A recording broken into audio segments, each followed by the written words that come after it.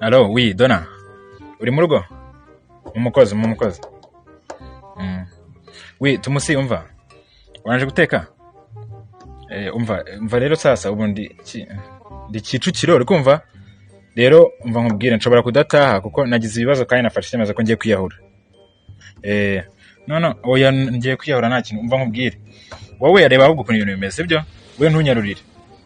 Ntunyarurire kuko urumva nyine nindamuka mpfuye kuko urumva ibiryo mera aramutse aje agasanga ibiryo byapfuye ubusa mwana kandi nanjye napfuye ntago namukiriya bifata nabi byataye. Sibyo? None wereka nkwereka ahubwo ukuntu tubigenza sibyo? Wowe oya ibyo byihora mva nkwereka ahubwo ukuntu tubigenza sibyo? Nindamuka napfuye ndaza mbirya kuko byagenda kose mana ukuntu abipanze ndapfa mana. Ahubwo reka nkwereka mera n'umuntu yihutisha ibintu sibyo? Nindamuka mpfuye umunsi ndabizi neza wenda arabimenye ejo muri weekend bazashyingura. Ahubwo ikibazo mfite mwana imyenda yangira fuza.